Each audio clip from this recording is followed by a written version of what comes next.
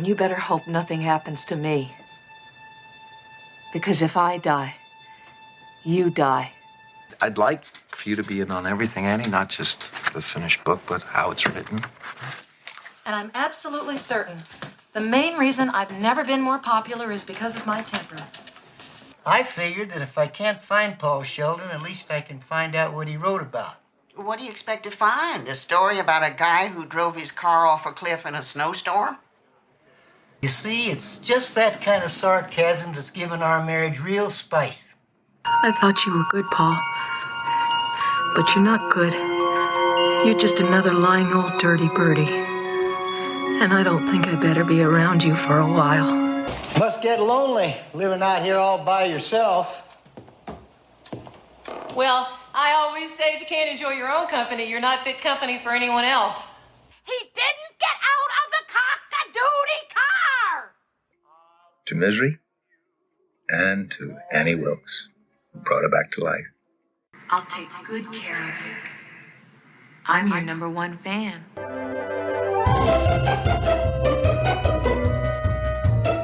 Hello, I'm film historian Tony Maeda. And I'm Brad Shreve, who's just a guy who likes movies. We discuss movies and television from Hollywood's golden age. We go behind the scenes and share our opinions, too. And of course, being the average guy, my opinions are the ones that matter. As does your self-delusion. Welcome to Going Hollywood. Okay, hit record, Tony. You ready to go? Oh, wait a second. Let me get some. Okay, now I'm ready. What are those? What are you putting those on for? What do you mean? They're my eclipse glasses. You have to wear glasses when you watch an eclipse. When is there an eclipse? Eclipse at 5, Brad. What are you talking about? Eclipse at 5. What are you talking about? Look, you don't do this to me, Brad. You know, an accident can be a podcast co-host's best friend. That's all I'm saying. You told me to watch the Kathy Bates Stephen King movie. Yes, Misery. Oh. Do you mean to tell me I watched the wrong cock-a-doodie movie, Mr. Man? Heavens to Betsy. Yes, it's Misery. It's Misery. It's not Dolores Claiborne. It's Misery. But I personally like Dolores Claiborne, so I had to get those quotes in. But yes, today we are talking about Misery from Columbia in 1990. And, dear listeners, believe it or not, this is Brad's choice. I actually let Brad choose a movie. Brad, why did you choose Misery? Well, this is not one that Tony turned me down immediately. He just kept putting it off. But here we're finally doing Misery. And there are numerous reasons why I wanted to watch Misery. I just watched it recently, as a matter of fact. I don't know why. It just came into my view, and I watched it. I'm like, oh, we have got to do this.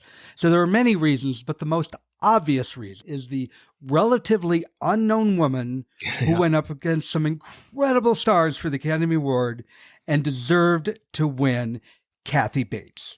Yes. I mean, I don't want to get all oogly about it, but I think that you absolutely have a point. And I want to point out that Misery is right on the edge of our air quotes criteria for the content of this film. You know, it's 1990. We always say we're going to cut off, with a few exceptions.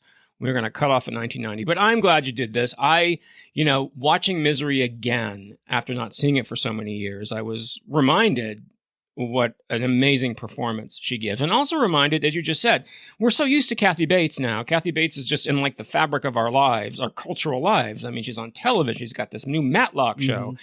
She's in everything Ryan Murphy does. You know, she pops up in films still. There was a time when nobody knew who the hell Kathy Bates was unless they visited off Broadway shows or small, or New York-based television series. So it's really amazing that this one film brought her to the forefront. And not only that, but as you said, she won the Oscar against some pretty stiff competition that year. So yeah, you mentioned that Kathy Bates is so much of a part of her life. I don't know if you've watched Matlock. My family watches it. No. And it's an entertaining show. And it's all because of Kathy Bates. It's really not that well written. The other cast members, there's at least 2 of them that are terrible actors, in my opinion. But it's good only because of Kathy Bates. Well, and it's an enjoyable watch for that reason. She's often the only reason to watch something, or one of the very, very good reasons to watch something, in my opinion. I have trouble watching Matlock because the original one was one that my father watched all the time. So I'm saturated with Matlock, no matter who Matlock is. But I hear it's pretty good, and I'll watch it. But the amazing thing about Misery and the fact that she was just thrown on the moving-going public with this, it's a very, very, very brave performance. And she could really, this could have gone either way. This could have been her career beginner and a career ender. Oh, yeah. Because the role of Annie Wilkes is very, very tricky. She walks the line of hating her or having sympathy for her. And there's some things that Rob Reiner and William Goldman did to be sure that we did not hate her, which we'll talk about. But first, I think we should talk a little bit about, I want to talk about this, who's in it. We should probably tell people who's in it besides Kathy Bates. We've got James Caan. Who also did a brilliant job. He did. This was kind of a comeback for James Caan. He'd been off the screen for most of the 80s due to personal problems, and he came back. We have the delightful Frances Sternhagen as Deputy Virginia, who, we know Frances Sternhagen mostly from Cheers, from playing Cliff's mother on Cheers, but what a wonderful actress, theater actress, film actress. Richard Farnsworth as Sheriff Buster, who meets his untimely end. Oops, spoiler alert. Actually, whoa. We need to do a spoiler alert because I did get a complaint about this once. We are talking about the movie, but we will discuss the book, and there are changes. Because we talked about a movie once, but we also discussed the book, and I'm like, somebody said, why did you give me spoilers on the book? So, really? Obviously, they know we're going to get spoilers on the movie, but just a heads up, we're doing spoilers on the book because it will come up. Now go on. One kind of follows the other, but okay. Yeah. Richard Farnsworth as Sheriff Buster, and special appearance by Miss Lauren Bacall as Marcia Sindel. And every time I see that credit, I laugh. I'm like, I've never understood how anyone gets a special appearance in a film. Everybody's cast in a film. I know it's contractual. I know it's, it's in her contract somewhere. She says, I need to have special appearance by Lauren Bacall. Every appearance by Lauren Bacall is special as far as I'm concerned. Well, yeah. But I just love that little tagline, and special appearance by Lauren Bacall. So these are the main people in the film Misery. But I think we need to talk, Brad, about the man who wrote the novel that this movie is based on a bit. Don't you think? The guy that's kind of famous for writing novels? Oh, yeah, just a little bit. What's his name again? Well, his name is Stephen King, though originally he was going to write this novel under Richard Bachman, his pseudonym, for when he writes non-horror films. Or frequently uses when writing non-horror film.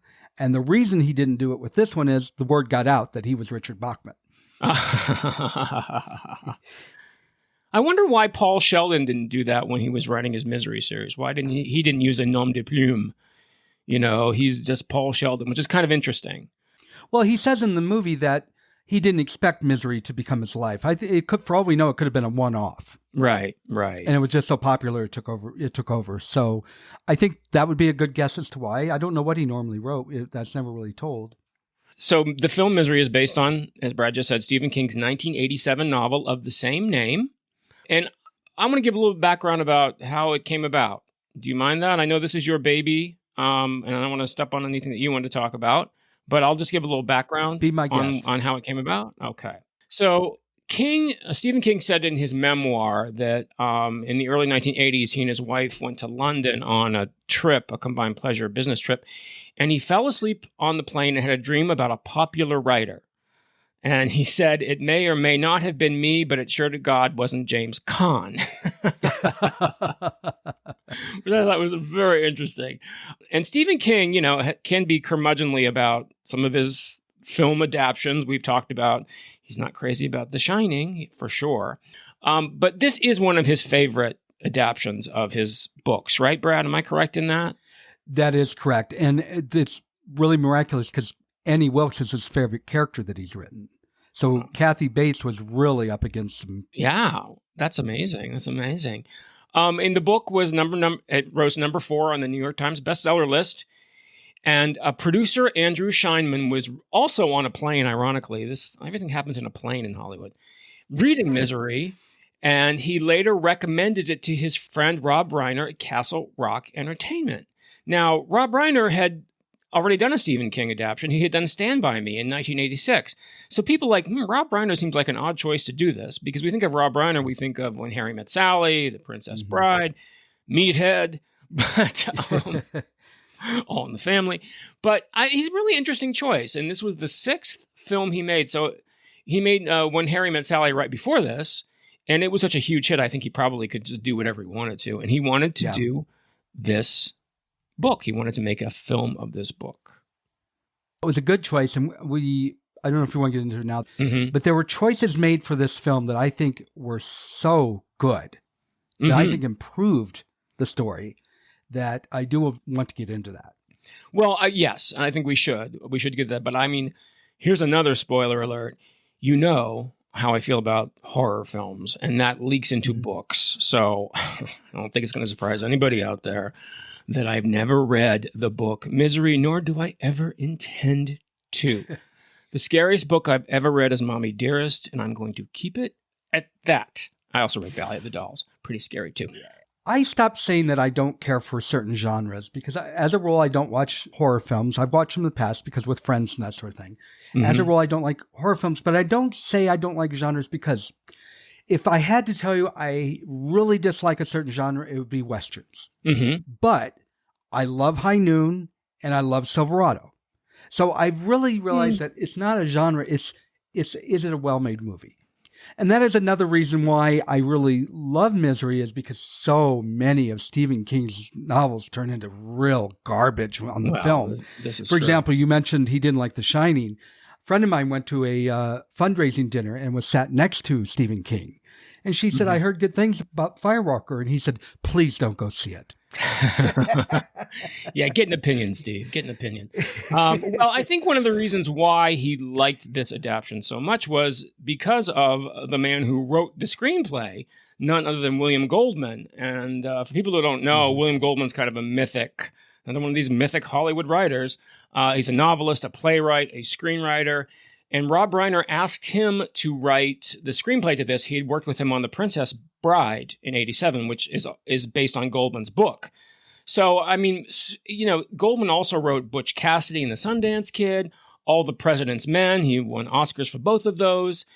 And he also wrote with Reiner, as I said, Princess Bride. So, I mean, this guy is truly, truly top of the line up there when we're talking about screenwriters. So I think that's a big reason why this film works, is because you have a really brilliant writer crafting the screenplay.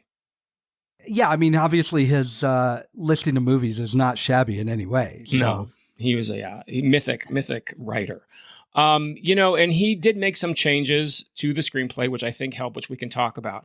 But when they decided to get this going, I'm curious, do you know, there's a list as long as two of my arms of the actors who turned down this role of Paul. Do you know some of them? I do. I know there was Dustin Hoffman. Jack Nicholson said no. Oh my God. The list is long. I'm sure you know off the top of your head more than I do. Want me to read it? Yeah, go ahead.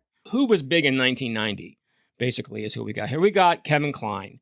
We got Michael Douglas. We got Harrison Ford. Dustin Hoffman, as you said. De Niro. Pacino. Richard Dreyfuss, Gene Hackman, Robert Redford, and William Hurt turned it down twice.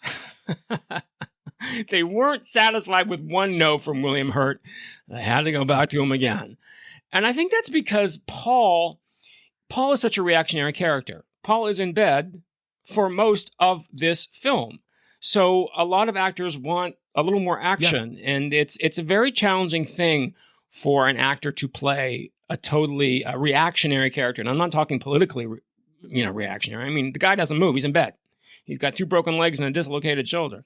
So Warren Beatty was actually going to do it. And they signed Warren Beatty, but then he had to drop out when post-production on Dick Tracy went too long, because this is the same time as Dick Tracy. So someone eventually, I think they went through the Screen Actors Guild listing, and they went, they got this, they're like, James Caan. Whatever happened to James Caan? Where's James Caan?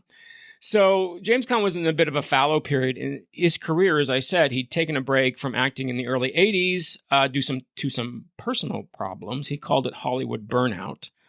and accepted it. And it really did cause a career resurgence for Caan. I mean, he worked pretty steadily after Misery up until his death in 2022. And there was a very big change for James Caan to play a role where he spent 15 weeks in bed. Oh yeah. I mean, my God, think about some of the things that the films James Caan has done. I mean, I think everybody thinks of Sonny Corleone. I mean, talk about a kinetic, active guy. You know what I mean? One of my favorite James Caan early films. Okay, this is kind of funny. So one of his very first appearances, he plays a hoodlum punk in Olivia de Havilland's Grand Guignol hagsploitation film, Lady in a Cage. That is the one with the famous line, "Help, help, I am trapped in a small private elevator." So she's trapped in this private elevator. But yeah, it was really a challenge for Caan, and he said that was one of the reasons why he actually wanted to do it, because it was definitely a change of pace for him from his usual hothead, kinetic type guys. And to me, it takes a lot of skill because he did a great job. You can really feel for Paul. My God, you can feel for Paul. He does. And part of that was the camera shooting, because they did great jobs with those close-ups looking up at Kathy Bates. Mm-hmm. But just his facial, he did a lot of acting with his face, and just great. Well, he brings that tough guy, even though he's in bed, and we talk about this all the time. Yeah, actors bring their own personal qualities to any role they play. So he brings that. You know, if he could move, he'd have no problem. That woman would be down in a minute. Yeah. Because this is Sonny Corleone you're fucking with here, Annie Wilkes. I mean, come on. But he's not. He's in bed. So he brings that to the role. And I'm really glad that he did this because, you know, he went on to make Honeymoon in Vegas, For the Boys, you know, Elf. I mean, you see Elf every year now. So he had quite a career resurgence. And I've always been a fan of James Caan. He was a really wonderful, not only was he a great hero in this kind of like action hero, but he was also a very fun, like comedian, and he had a great voice. You know, he could also sing. So this guy was really talented. He did Funny Lady. He did the sequel to Funny Girl, and he was in For the Boys. He sang with Bette Midler. And so a great actor, and it's really nice that this film brought him back into prominence. I mean, I would love to curl up on his hairy chest, but what was the movie? What was the movie he made with Sally Field? It wasn't a great movie, but he was a really good character in it. Kiss Me Goodbye? So yeah, and I was surprised about the song and dance part because he was in that movie with Sally Fields, and it's Kiss Me Goodbye. Kiss Me Goodbye. Kiss Me Goodbye. Not a great movie. I really liked it the first time I saw it, and later I watched it. It is a cute film. It's very good. It's a little slower than I remember, but he was so good in that film. Mm-hmm. He's good. No, he really made the film for me. You know, I have issues with Funny Lady. Gay statement. My God, Tony. But he really is wonderful with Streisand. They have a great chemistry. And Streisand said, you know, he's the only actor in Hollywood who talks as fast as I do. And they're great. They're really great together. He plays Billy Rose to her Fanny Bryce. And so he's really cute. He's adorable. He's very funny. And he's very light. And For the Boys, he plays a character based on Bob Hope. And Bette Midler plays a character based on Martha Raye. Well, at least Martha Raye thought so because she sued Bette Midler before. But going about saying that he has a great variety of roles. But speaking of Bette Midler, I was wondering if you're going to do that. See how I did that? See how I worked in there? Yes. What are you going to say? What am I going to say about Bette Midler? She turned down this role and regretted it. Because she had to make scenes from a mall. I mean, come on. Scenes from she what? She had to make exactly. You know, poor Bette. Yeah, she doesn't have the best choicing skills when she picks her films. But another actress who was offered this role and turned it down, Angelica Houston. Which, can you imagine Angelica Houston towering over you in a bed? I mean, good God, that's a frightening thought. But I can't picture her doing it physically. I don't know. I think she could overpower James Caan even if he was fully healthy. But she doesn't look physically the role. And that's Stephen King. That was really important to Stephen King.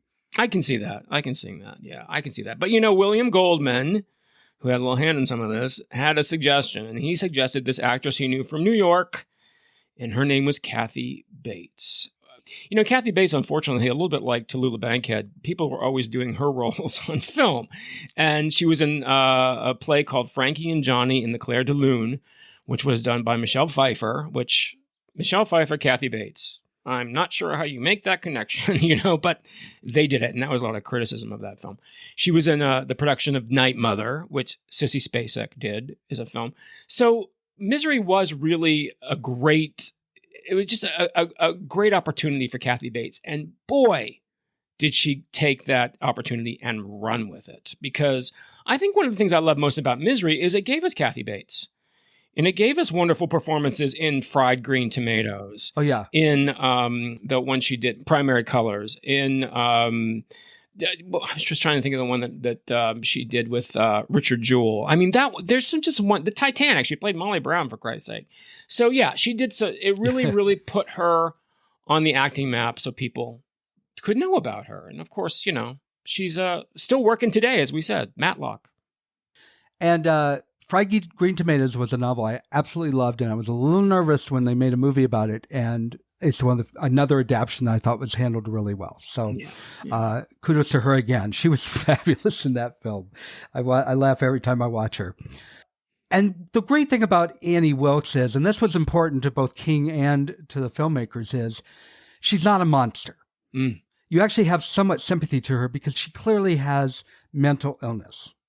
Yes. But I do want to comment on this because a lot of people talk about her bipolar disorder. They never say what she has, but I have bipolar disorder. I'm very open about the fact of that. Yeah. And I do get, not to be defensive, but people get it wrong. Every time there's a character that is quirky or changes their temperament a lot, people immediately say that bipolar disorder. Mm. And that concerns me is because, first of all, I have what's called rapid cycling, where I go from manic to depression pretty frequently.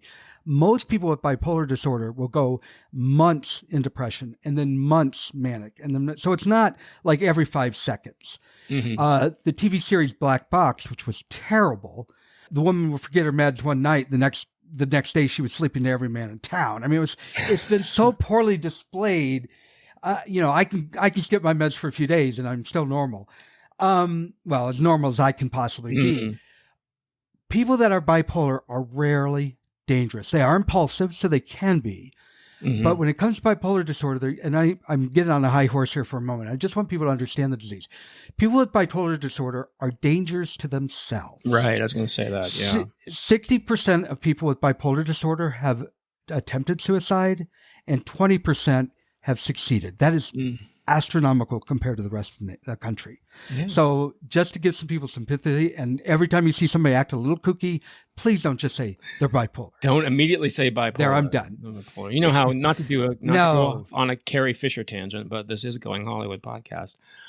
Carrie named her two moods. She made her mania was Rollicking Roy, and her depressive side was Pam, which meant piss and moan, which I always thought was, she named her two states. It's just Carrie Fisher. What genius, Carrie Fisher.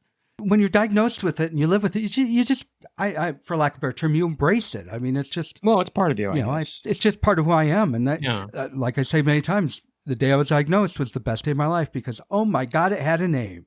So anyway, moving on. That was my little PSA. No, but it was really important to Reiner to make sure that the character of Annie Wilkes did have sympathy. In fact, and this is what I was saying, in his screenplay, Goldman kept the scene in which Annie severs one of Paul's feet with an axe.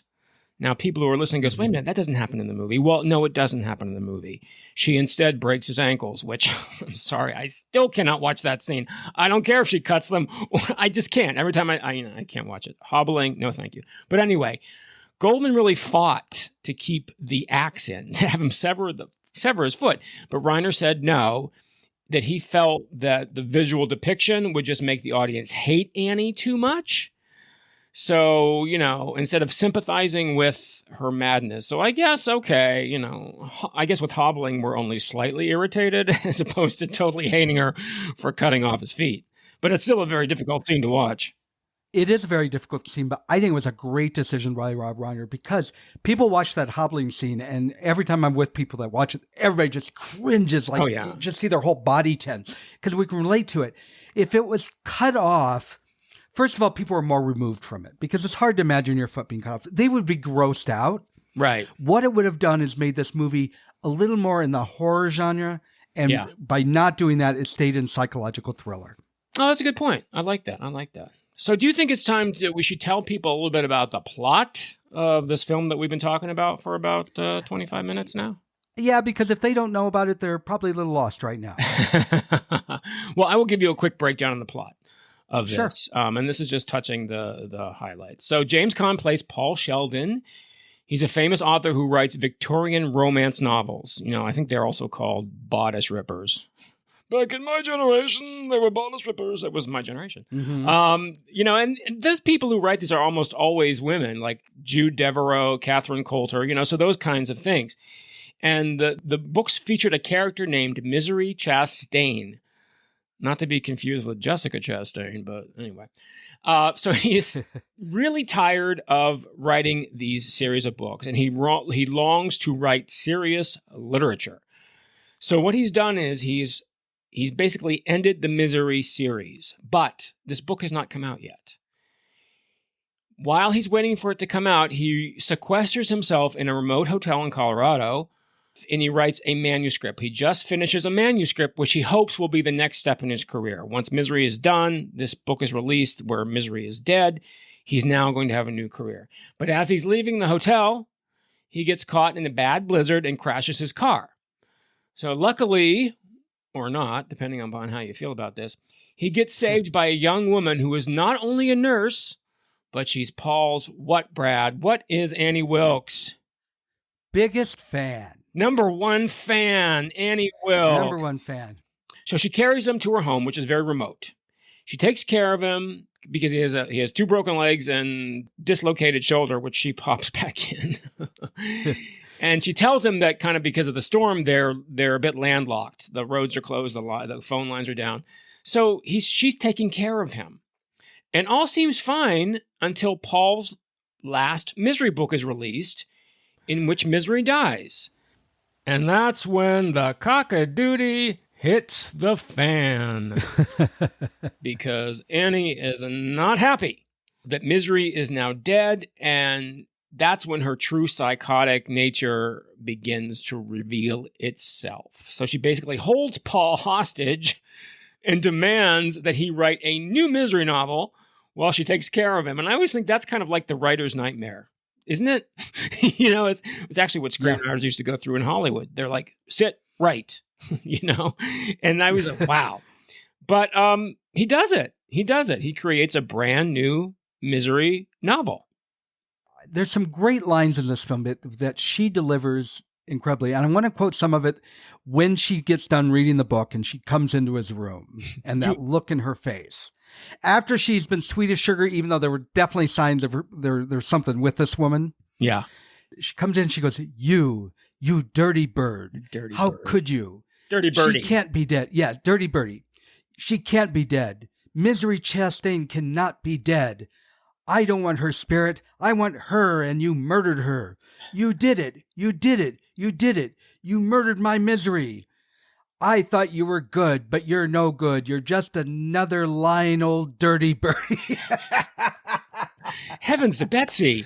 Yeah. My favorite was always Mr. Man. Listen to me, Mr. Man. I used to say that all the time, Mr. Man. Yeah, she's got quite a colorful vocabulary, but because she doesn't swear. Yeah. So that's why we get the cock-a-doodle. She swears once. She does swear once. She blames him once. for it. Yes, she blames him for it. Yes, she does. You're absolutely right about that. I also love the fact that she's obsessed with Liberace. Isn't that funny? She's got the Liberace album. She's got the Liberace pictures all over the place. Oh, my God. That's very funny. And the fact that she said she's going to be playing Liberace, I guess, nonstop while he works, I thought, if anything would have been more miserable than anything she's done to this man, it's playing Liberace all the time. Yes, it's crazy. It's crazy. So, that's kind of that's how Misery the film kind of begins. And do you want to tell us a little bit about what happens while he's writing? He's obviously saying, "Oh shit, this woman is nuts. I got to get out of here." But all the phone lines are down, the roads are closed, or are they? And that's going to lead me to talk about another difference between the book and the novel. And it's not because I think the novel is wrong, but I think it was a good decision for the movie. Part of the decision was made because obviously you have to cut things out when you make a movie. You only have 2 hours. Actually, that's an hour and 47 minutes to capture a very thick book. Mm-hmm. And that difference was, in the book, there were a lot of state cops. And what they did was made amalgam of them and came up with the character Buster.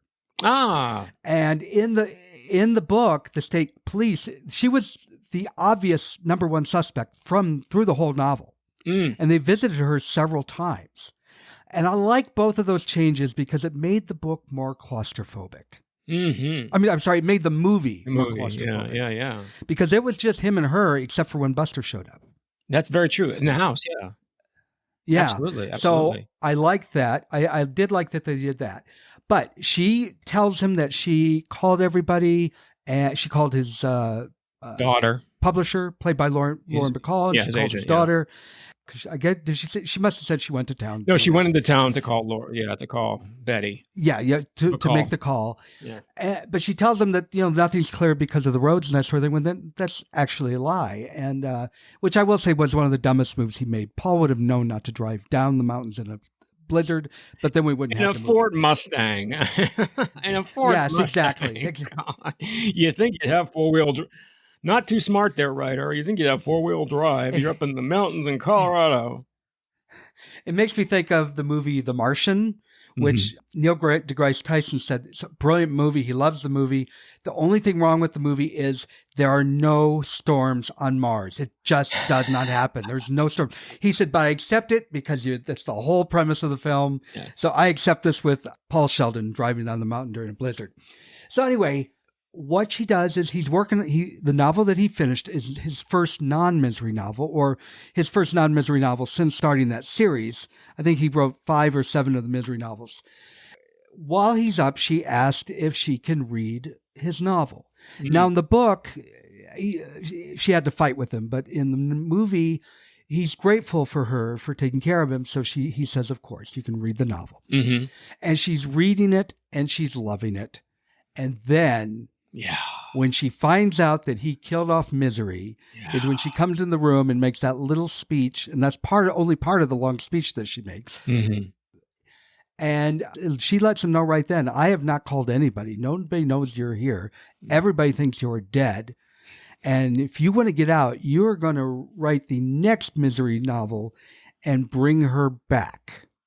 And but what she also does is she makes him burn the book that he's been working on this whole time, his new life, the book he was writing after Misery. And, as you can, I love that about James Caan, is you feel that this is the only copy he has. And as a creative person, I'm sure I feel that way. Think how you feel when you accidentally delete a file on your computer. You're like, oh shit, I hope I saved it. Or a computer crashes or something. That is the ultimate pain to a creative person, is to destroy what you just spent all your time and energy working on. Oh, it's painful. I agree.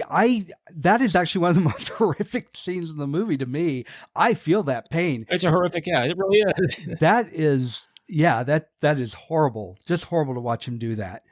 James Caan's performance is so layered. I mean, you get the sense of this tough guy who is, he should be able to throttle this woman instantly, but he can't. And you get that frustration and you get that rage and you get him underplaying and pushing it down so she doesn't suspect it.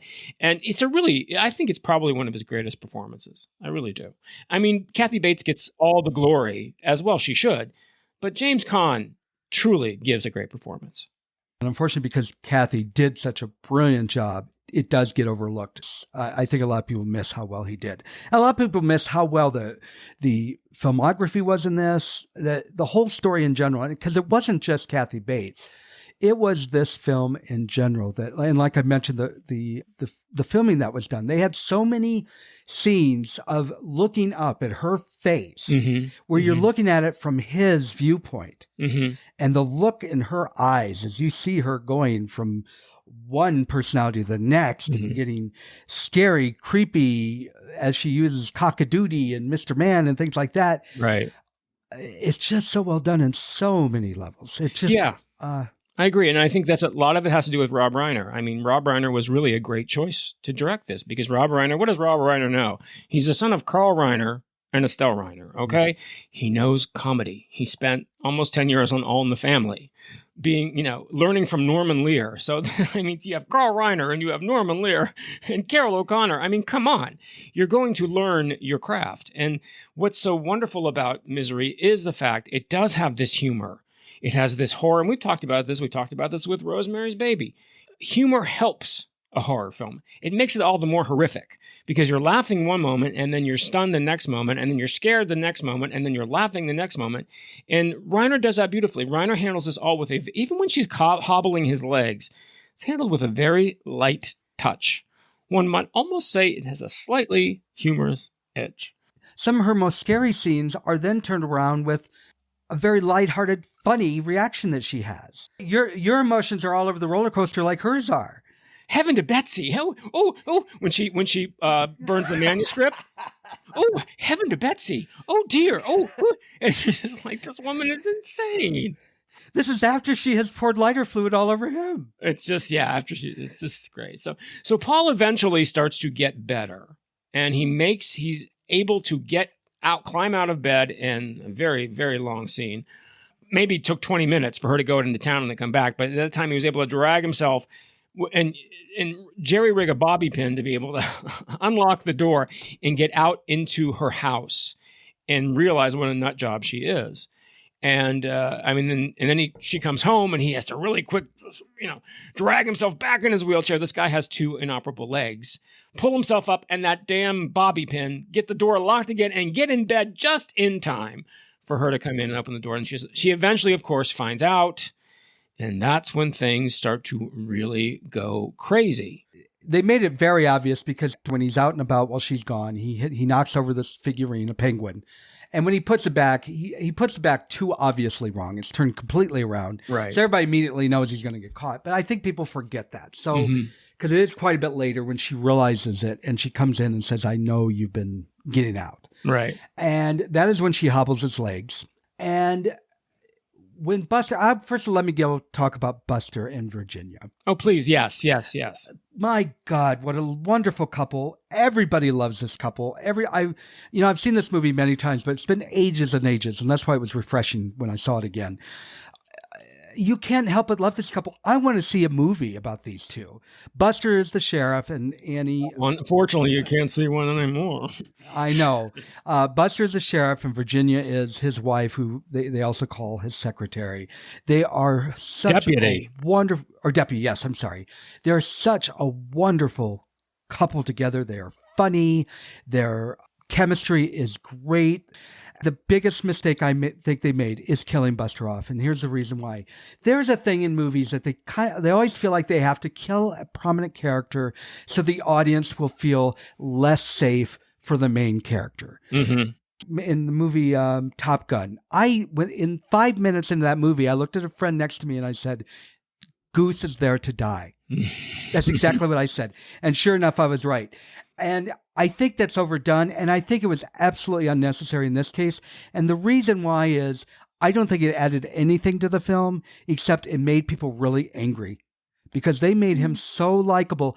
If it was done in a different situation, but at that time when they did it there, I don't think it was necessary. We already felt Paul Sheldon's pain. Yeah, I mean, I agree with you, the fact that I hated to see Buster die, but you have to realize that but what happens is because she shoots Buster, because Sheriff Buster finally comes to the house. He's finally figured out maybe I should talk to Annie Wilkes. Because we didn't say this, but when Paul was roaming around the house, he found a scrapbook of all of Annie's past exploits, and she was accused of killing babies in a hospital. So we know this woman is dangerous.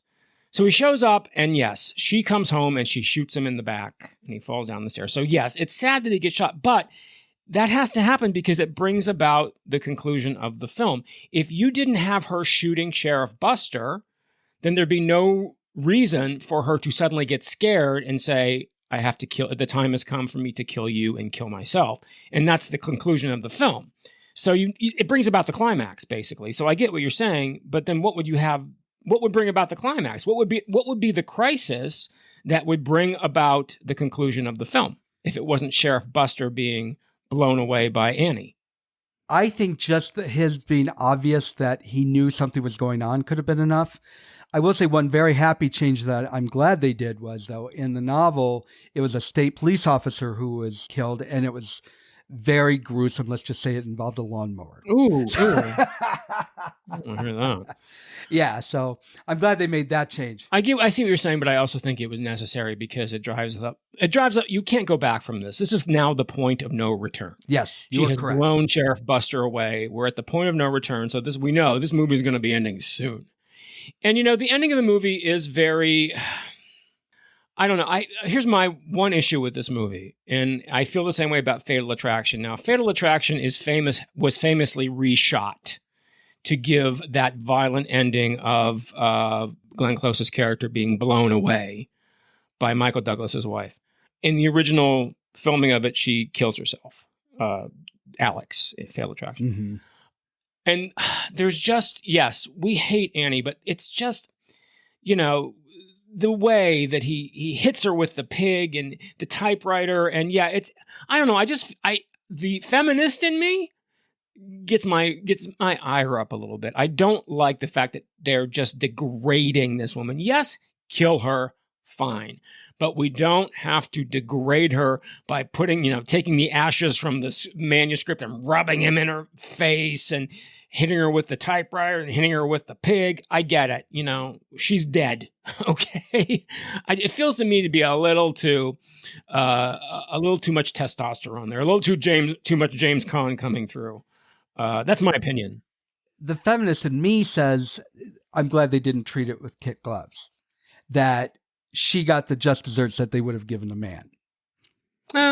Okay, I guess she was just as evil as a man. That was a change from the novel, and I'm only going to bring it up because I think the novel it probably was very scary in the novel, but it would have been a pretty boring end to the movie.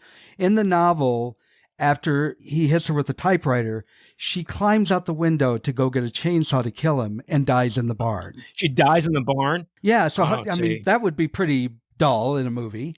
He's lying there, and then she just goes in the barn and dies. They have to have this over-the-top, testosterone-fueled ending. Okay. I hate they did the cliche, she's dead, oh, she's not dead, yes. She attached him again. She's not really dead. Oh, please, why did you go there? But, it is cathartic, yes, just like, there are arguments that the Fatal Attraction ending, the reason they changed it, because it wasn't cathartic. The audience needs to feel catharsis. Okay. I get it. But at the same time, I'm not a huge fan about it. But that doesn't matter because audiences were, because Misery, when it was released, was a huge hit. It was a huge hit. It was a budget of $18 million, and it made $61.3 million. It is the 10th highest grossing film of a Stephen King novel so far. Now, that's going to change because the more Stephen King novels that get made, the lower and lower it's going to go. And some of these Stephen King adaptations, like it made $200 million. So I don't think it's going to hold that record much longer when the next Stephen King adapt, because he's definitely getting more and more popular as we go on. But yes, Kathy Bates was pretty much blown into the stratosphere when this movie was released, and she was nominated for an Academy Award for Best Actress. And do we want to know the lineup of the people that she beat when she was awarded, who the Oscar went to, who the Oscar didn't go to that year? Did you want to take the honors? We have Joanne Woodward in Mr. and Mrs. Bridge, which is a really wonderful film. It's a small film with her husband, Paul Newman, and it was her last Oscar nomination. Julia Roberts in Pretty Woman. Now, there's a flashback for you. Can you imagine Pretty Woman. So this is 1990. Yes, Julia Roberts' breakout role. At the time, we kind of look at that and like, really? She got nominated for an Oscar for this? But you have to understand, it was kind of like Audrey Hepburn and Roman Holiday. This was like, Julia Roberts was exploded. So you can kind of see why. And she's actually very charming in Pretty Woman. Angelica Houston in The Grifters. Have you ever seen The Grifters, Brad? No. I'm familiar with the novel, but I did never see the movie. I love this movie. I would love to talk about The Grifters sometime. It's her and Annette Bening. Oh my God. And James Cusack. What a wonderful, fun. It's a great movie. And she's brilliant in The Grifters. And last but never, ever least, especially at a Going Hollywood podcast. Yes, the goddess herself, Meryl Streep in Postcards from the Edge. This is the year Meryl was nominated for Postcards, and Kathy Bates beat her. So I don't think Meryl should have won for Postcards as much as I love Postcards. It's number 5 on my list. I do believe that Kathy Bates was the correct choice. I agree. I think that this, for the simple reason that it set her on a career path, and it showed she had a great film career ahead of her. This wasn't a one and done like it is sometimes with these, when people come out of nowhere and win an Oscar and then they're gone. Cuba Gooding Jr. Well, he continued to make films that just weren't any good. That's the problem. Yes, I agree. She didn't disappear. She continued to make films. And what's also interesting is this is the only film based on a Stephen King novel to win an Oscar thus far. So, there were a lot of nominations. Obviously, there were nominations for Carrie and Stand By Me and Shawshank Redemption, but this is the only win. So that's really kind of cool. I like that about Misery. And she was also the first woman to win an Oscar for a horror thriller film. So there you go. See? So there's a lot of firsts with this. And I also want to talk about other movies that year. Please do. Even though it was a box office success, it made 3 times what it cost to make. It was only number 19 that year. But if you look at the other movies that came out that year, it makes sense. Number 1 that year was Home Alone. It grossed $476 million. Wow. That pales in comparison when you think, Misery made $61 million. It did really well. Again, Home Alone, $476 million. And do you know, I only watched that movie last year for the first time. Oh my God. I never had a desire. I didn't, it wasn't like I poo-pooed. I just never had a desire. And I finally watched it. I'm like, oh my God, this thing is funny. For Catherine O'Hara alone, I'm thrilled it really Home is. Alone came out. Other movies that year was Ghost, Dances with Wolves, as you said, Pretty Woman, Huge Teenage year. Mutant Ninja Turtles, Hunt for Red October. The list goes on and on. So now we know why it was number 19 on the list, despite it being a great success. The fact that Home Alone, Dances with Wolves, Ghost were all in the same freaking year. That's amazing. It's amazing. Yeah. Didn't know that was a big year for movies, but obviously it was. Huge year. Well, I think that's that's all I have to say about Misery. Is there anything else that you need to say about Misery or you'd like to say about Misery, Brad? Well, first of all, I want to talk about how it did on Rotten Tomatoes. Oh, please. Yes. It did kind of well. The critic score, the tabulation of the critic score is 91%. And this is one of the cases where the audience agreed. The audience score is 90%. So they're not always neck and neck like that. Sometimes the critics and the audience disagree. And the only other thing I want to say is that, again, I love this movie so much because let me give you movies. Carrie, Christine, some people are going to hate it. I'm going to say The Shining, Children of the Corn, Firestarter, The Langoliers. Those are all Stephen King novels that I think were absolutely dreadful films. Now, the TV movie The Shining was a lot better. I agree with Stephen King. I think the Jack Nicholson one, people love and adore that film. I think it's terrible. The ones I do like that they made was Cujo, The Mist, which is good, Stand By Me, of course, The Green Mile, and Misery is in there. So most of his movies don't turn out well, but he does, if he gets the right director, such as Stand By Me with Rob Reiner, they can do it justice. Such as Misery with Rob Reiner. Yeah, Misery with Rob Reiner. And a lot of his movies, I think, fail because they are hard to translate into movies. And let me give you an example. The Shining, I kept hearing how good the book was. So I finally read it after seeing the movie and not being thrilled with it. And the book is terrifying. But one of the movies they cut out of the book was, I think they put it in the TV series, but it was a good decision in the 70s was, there is a scene where they're walking through, you remember the hedges that they walk through in The Shining? Of course. They had the topiary animals. In the book, the animals come to life and they are terrifying. Mm-hmm. Well, they chose not to do that in the movie because they didn't think they would do it well. And I think with the poor CGI at that time, it probably would have been laughable. Mm-hmm. And I think the right decisions were made with some of the changes they made with Misery that they wouldn't have transferred well from, for example, the cutting off of the foot. I think it would have detracted from the film. Oh, yeah, I agree. To kind of go on a tangent here, did you know that during the Gladiator times, Gladiators did product endorsements? No, I didn't know that. They were huge celebrities. They did product endorsements, and they were going to put that in the movie Gladiator. And they said, we better not. People won't believe it. And they didn't. And I think that was a good decision, though historically it would have been accurate. Well, that's that. Wow, there you go. That's pretty interesting. So anyway, I don't know why I went off of those. I just found it all interesting. What products would they be endorsing in Roman times? Oh, sandals. Vomitoriums? Sandals. Yes, exactly. So anyway, that's all I have to say. I really love this film. I think it's the best adaptation of Stephen King. I'm glad we did it. Thank you for allowing me to do one for a change. Now we're going back to the way it's supposed to be. No, we have more coming up, folks, but I can't tell you how soon they'll be. I really, really loved watching it again. Thank you for suggesting it. I think it's a fun movie. It really is. And again, it's nice to see Kathy Bates finally breakthrough. So, well, Brad, heavens to Betsy, I guess there's only one thing left to say, but I don't want to cock-a-doodle say it. So let's not say goodbye. Let's say au revoir. No, Mr. Man. Let's say goodbye. I want to go see that eclipse now. Goodbye, everybody.